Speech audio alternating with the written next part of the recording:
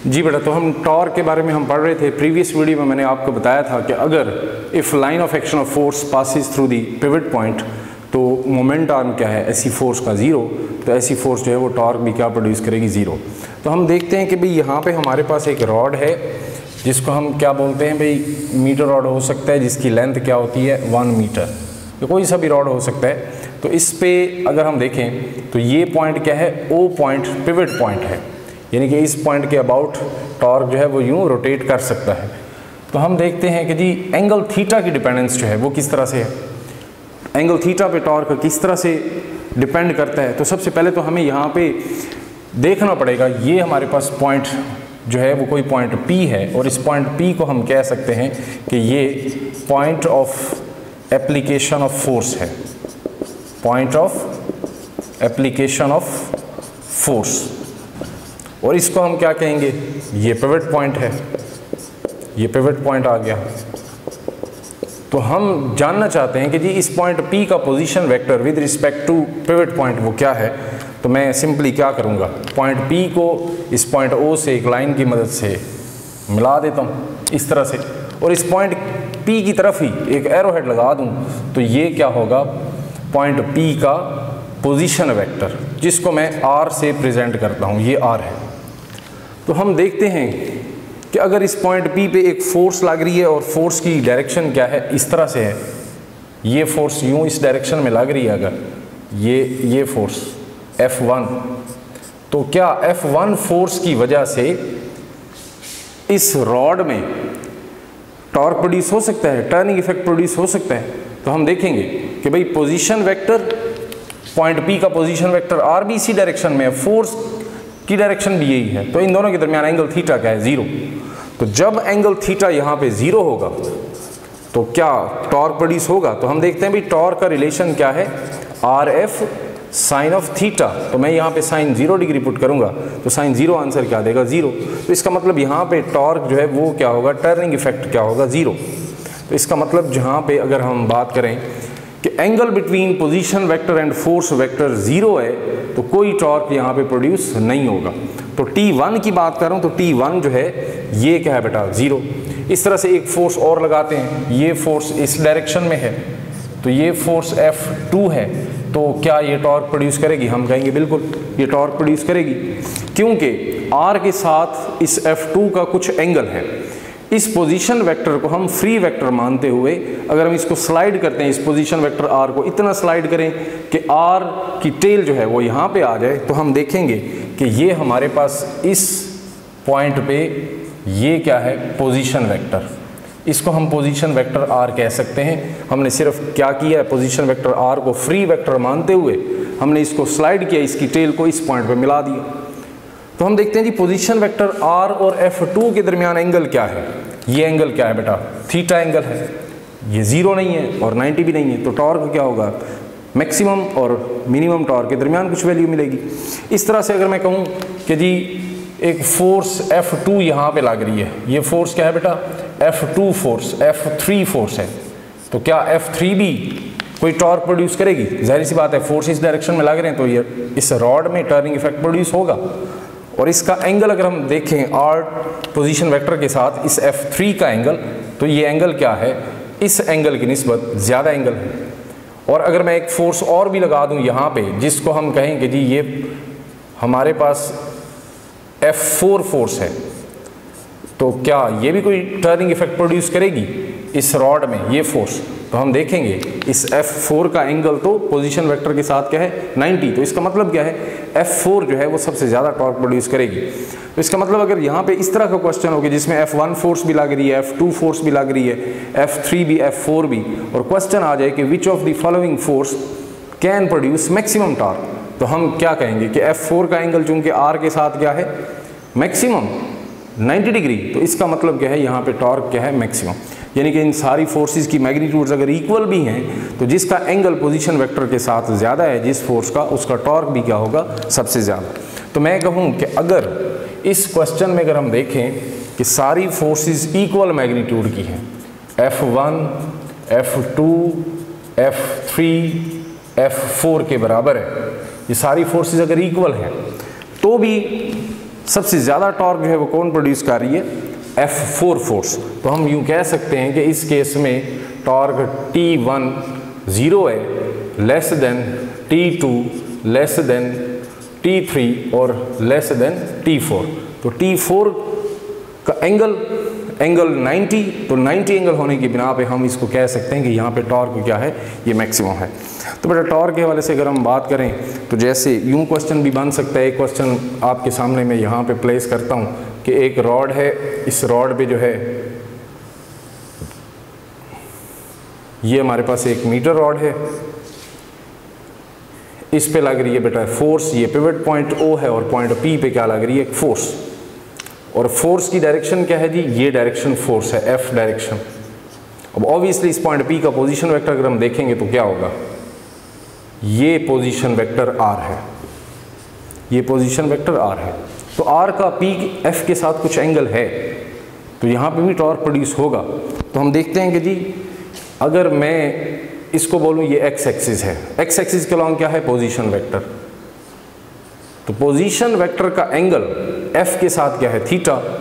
और इसी फोर्स का अगर एंगल हम y एक्सिस के साथ बना लें, यहाँ पे अल्फा, तो हम यहाँ पे क्वेश्चन यूँ पुट किया जा सकता है कि जी which of the following relation for torque, torque के लिए कौन सा रिलेशन जो है वो करेक्ट होगा। तो हम देखते हैं कि जी ऑप्शन है हमारे पास भाई RF sine theta, beta option है RF कॉज ऑफ अल्फा, और ये चार्ली ऑप्शन में देखूं तो RF साइन अल्फा, या डेल्टा ऑप्शन में अगर हम देखूं कि बोथ अल्फा एंड बीटा। तो इसमें से मुझे बताएं ज़रा कौन सा ऑप्शन ठीक होगा। क्वेश्चन एक दफ़ा फिर समझ लें कि हमारे पास ये फोर्स पोजीशन वेक्टर के साथ किसी एंगल पे लग रही है, इसको मैं मान लूँ ये एक्स एक्सिस है, पोजीशन वेक्टर क्या है, अलोंग एक्स एक्सिस, और फोर्स का एंगल एक्स एक्सिस के साथ या पोजीशन वेक्टर के साथ कितना एंगल है, थीटा है, और यहाँ पे वाई एक्सिस के साथ इसका एंगल कितना है, अल्फा। तो यहाँ पे कौन सा ऑप्शन ठीक होगा, टॉर्क का कौन सा रिलेशन ठीक होगा, तो हम कहेंगे बोथ अल्फा एंड बीटा। तो इसको सॉल्व करने के लिए सिंपली हम क्या करेंगे, फोर्स के 2 कंपोनेंट्स बनाएंगे, a components parallel to Y axis, इस कंपोनेंट को मैं कह सकता हूँ, या थीटा के सामने वाले फोर्स के कंपोनेंट को कह सकता हूँ एफ साइन ऑफ थीटा। इस तरह से अगर मैं थीटा के साथ वाले कंपोनेंट की बात करूँ तो ये क्या होगा, एफ कॉज ऑफ थीटा।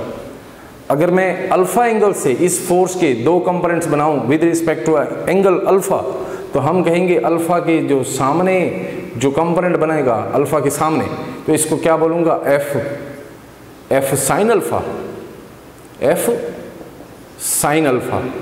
और अल्फा के साथ वाला जो कंपोनेंट होगा वो क्या होगा, हम कहेंगे एफ कॉज अल्फा। तो एंगल के सामने जो कंपोनेंट बनता है, ये फोर्स का ये कंपोनेंट बना रहा हूँ तो ये एफ साइन थीटा है, और ये क्या है, थीटा के लिहाज से एफ कॉस थीटा। अल्फा के लिहाज से ये अल्फा के सामने वाला कंपोनेंट फोर्स का क्या होगा, एफ साइन अल्फा, और अल्फा के साथ क्या होगा, एफ कॉज अल्फा।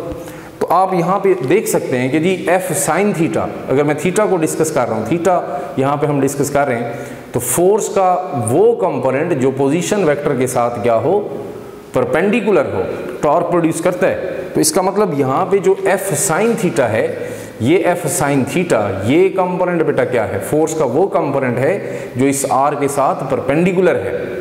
ये कंपोनेंट पोजीशन वेक्टर के साथ क्या है, परपेंडिकुलर है। तो ये एफ साइन थीटा जो है ये क्या प्रोड्यूस करेगा, टॉर्क प्रोड्यूस करेगा। लेकिन अगर मैं यहाँ अल्फा की बात करूँ तो अल्फा में आप देखेंगे ये एफ कॉज अल्फा जो है ये भी क्या है, इस पोजीशन वेक्टर आर के साथ परपेंडिकुलर है। तो बेटा ये फोर्स का वो कंपोनेंट जो पोजीशन वेक्टर के साथ परपेंडिकुलर हो क्या प्रोड्यूस करता है, टॉर्क। तो मैं अगर एफ कॉस थीटा की बात करूं, एफ कॉस थीटा तो पैरेलल टू पोजीशन वेक्टर है, तो ये टॉर्क प्रोड्यूस नहीं करेगा। इस तरह से अगर मैं एफ साइन अल्फा की बात करूंगा तो ये भी क्या है, पैरेलल टू पोजीशन वेक्टर, तो ये भी टॉर्क प्रोड्यूस नहीं करेगा। तो टॉर्क कौन से कंपोनेंट्स प्रोड्यूस कर रहे हैं, ये एफ साइन थीटा, या इसको हम लिख सकते हैं एफ कॉस अल्फा। तो इसका मतलब यहाँ पे अगर मैं इसको सॉल्व करते हैं तो यहाँ पे टॉर्क का रिलेशन हम पढ़ चुके हैं, torque is equal to r f sine of theta. Theta क्या है, theta is the angle between position vector and force vector. तो हमने एफ साइन थीटा को लिख दिया, एफ साइन थीटा किसके बराबर बेटा, एफ कॉज अल्फा के बराबर भी। तो इसलिए टॉर्क जो है ये आर एफ कॉज अल्फा भी हो सकता है। तो यहाँ पे इस तरह से ऑप्शन यहाँ पे क्या बनेगा, बोथ को ऑप्शन, अगर इस तरह की सिचुएशन हो तो। अब अगर हम देखें तो यहाँ पे इस क्वेश्चन को यूँ भी पूछा जा सकता है कि जी एक रॉड है, इसी क्वेश्चन को मैं यहाँ पे थोड़ा सा ऑप्शन इसके चेंज कर दूंगा, बाकी क्वेश्चन यही है। पिवट पॉइंट ओ है और यहाँ पे हमारे पास क्या है, point of application of force, जिसको हम पॉइंट पी का नाम देंगे। तो यहाँ पॉइंट पी पे एक फोर्स लग रही है, कौन सी फोर्स, एफ फोर्स लग रही है, और इस पॉइंट पी का पोजीशन वेक्टर ये क्या है बेटा, पोजीशन वेक्टर आर है। तो मैं कहता हूँ इसका एंगल विद एक्स एक्सिस कितना है, अगर ये एक्स एक्सिस है horizontal axis theta, y axis के साथ इसी फोर्स का एंगल अगर मैं बता दूं ये अल्फा है, तो जी टू इंक्रीज द टॉर्क या फॉर इंक्रीजिंग टॉर्क कौन सा रिलेशन जो है, कौन सा option, which of the following option is correct, तो क्या ऑप्शन जो है वो करेक्ट रहेगा। तो यहाँ पे अगर मैं बात कर दूं अल्फ़ा की, तो अल्फ़ा में अगर मैं कहूँ कि जी यहाँ पे थीटा एंगल और यहाँ पे क्या है अल्फ़ा एंगल, तो अल्फ़ा ऑप्शन की बात कर रहा हूँ, क्या थीटा को बढ़ाना पड़ेगा, अल्फ़ा को भी बढ़ाना पड़ेगा। बीटा ऑप्शन में देखें क्या दोनों को कम करना पड़ेगा। चार्ली ऑप्शन में देखें क्या थीटा को कम करना पड़ेगा, अल्फ़ा को बढ़ाना पड़ेगा। और यहाँ पे मैं डेल्टा ऑप्शन की बात कर रहा हूँ, यहीं पे लिख देता हूँ डेल्टा ऑप्शन, क्या थीटा को बढ़ाना पड़ेगा टू इंक्रीज द टॉर्क और अल्फ़ा को कम करना पड़ेगा। तो ऑप्शन यहाँ पे हमारे पास चार ऑप्शंस क्या बन सकते हैं, तो हम यहाँ पे देखते हैं कि जी अगर एंगल थीटा बढ़ाते हैं तो ये एंगल आर और एफ के दरमियान है थीटा एंगल, तो थीटा को बढ़ाते हैं एंगल 90 की तरफ मूव करेगा, टॉर्क बढ़ेगा। तो to increase the torque theta को क्या करना पड़ेगा, बढ़ाना पड़ेगा, इंक्रीज करना पड़ेगा, या फिर अल्फ़ा को क्या करना पड़ेगा, ये फोर्स को जैसे जैसे पोजीशन वेक्टर के साथ इसका एंगल बढ़ाता हूँ टॉर्क बढ़ता है, तो अल्फ़ा क्या होगा डिक्रीजिंग और थीटा क्या होगा इंक्रीजिंग। तो इसका मतलब यहाँ पे अल्फ़ा डिक्रीज होगा और थीटा इंक्रीज होगा, थीटा इंक्रीज होगा और अल्फ़ा डिक्रीज होगा, तो टॉर्क भी इंक्रीज होगा। तो अगर वो यहाँ पे यूँ पूछ लेता कि विच of the following relation is correct for decreasing torque, तो डिक्रीजिंग टॉर्क के लिए ऑब्वियसली थीटा को हमें क्या करना पड़ता, कम करना पड़ता। तो ये बेटा यहाँ पे अगर मैं बात करूँ टॉर्क डिक्रीजिंग है, तो फिर इसका मतलब थीटा भी डिक्रीजिंग होगा, टॉर्क भी डिक्रीजिंग होगा।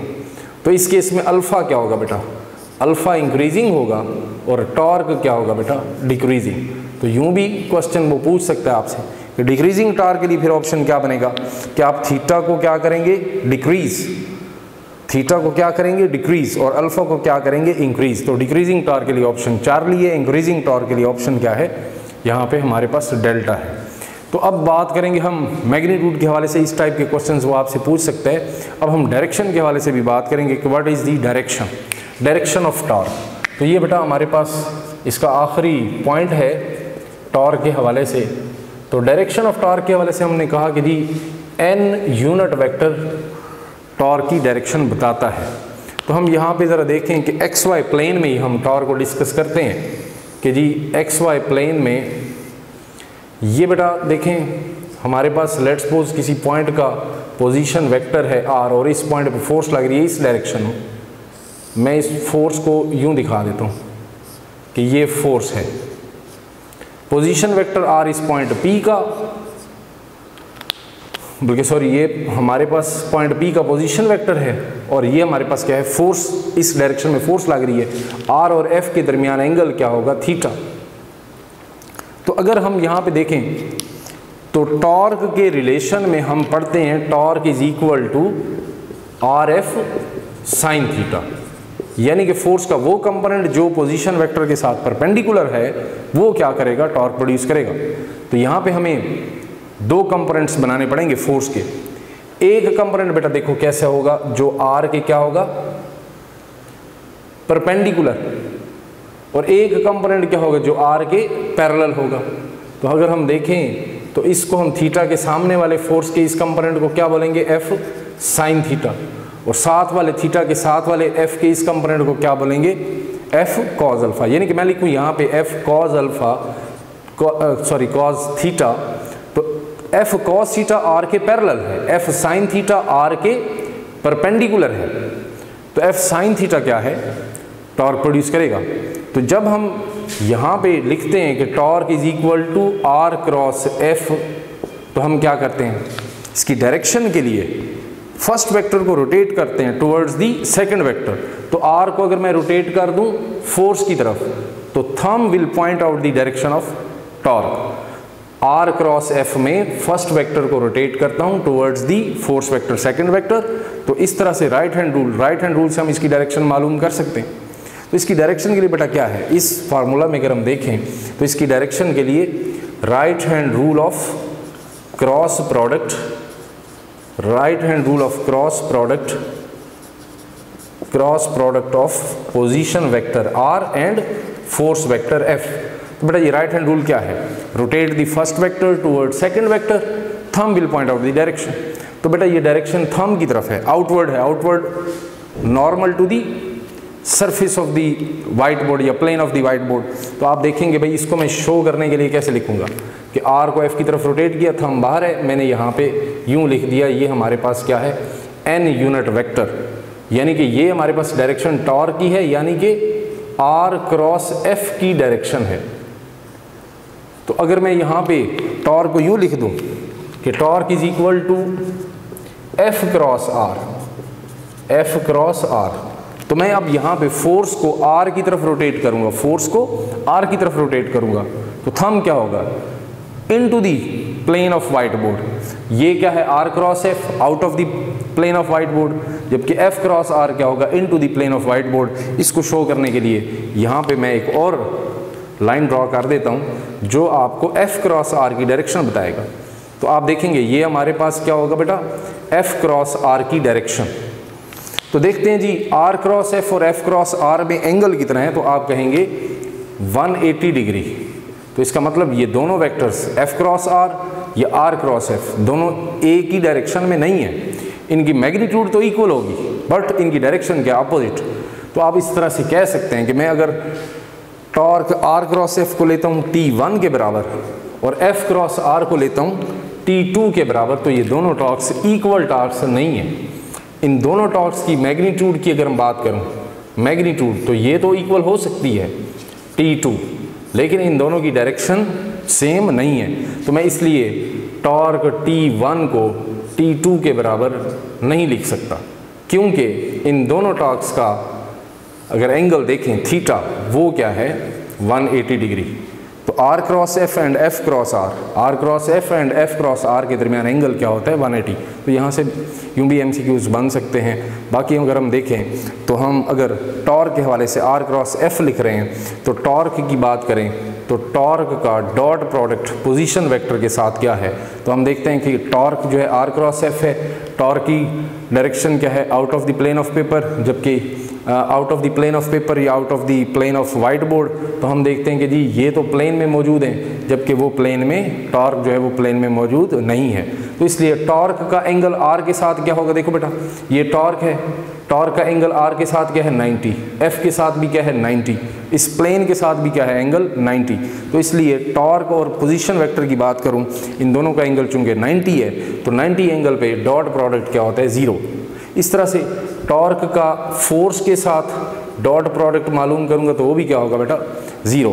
और हम देखते हैं कि टॉर्क जो है इस प्लेन के भी परपेंडिकुलर है, ये प्लेन के भी परपेंडिकुलर है जिस प्लेन में आर और एफ मौजूद है।